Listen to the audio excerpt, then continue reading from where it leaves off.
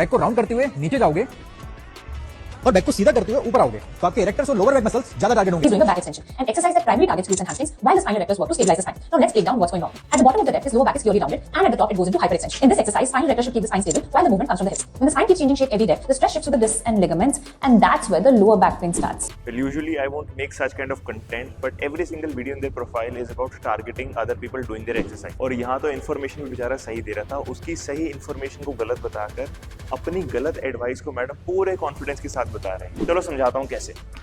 जब आप बैक सीधी रखकर हाइपर एक्सटेंशन कर रहे हो तो आपके बैक एक्सटेंसर्स आइसोमेट्रिकली ट्रेन हो रहे हैं एज शी सेड. जैसे बैक स्ट्रेट रखकर अगर मैं क्रंचेस करूं तो रेक्टस एब्डोमिनस कोई मूवमेंट कॉज नहीं कर रहे, रादर रिब केज को आइसोमेट्रिकली स्टेबल कर रहे हैं. ये बिल्कुल ऐसा है कि आप डंबल उठाकर बाइसेप के लिए ये वाली मूवमेंट कर रहे हैं. इसमें बाइसेप तो आइसोमेट्रिकली ट्रेन हो जाएगा, बट क्या फायदा. आप अपनी डे टू डे लाइफ के अंदर बैक को स्टिफ रख के मूवमेंट्स नहीं करते हो. You have to bend forward, sideways and twist. But loading and dynamic movement दोनों ही जरूरी है. सो load with deadlift on a neutral back and move with a Jefferson curl. Stabilize with a Pallof press and move dynamically with a wood chop. और वैसे ही stabilize with a side plank and move like this.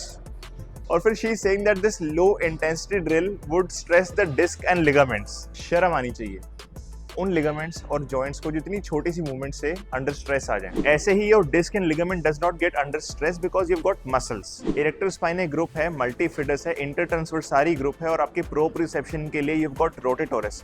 क्यों चिंता करते हो? My advice to all of you would be to bend your spine in all directions जहां पर आप comfortably कर सकते हो, so that 5 to 10 years down the line you don't have a stiff back. Keep yourself dynamic, keep moving and follow Kinesis for more.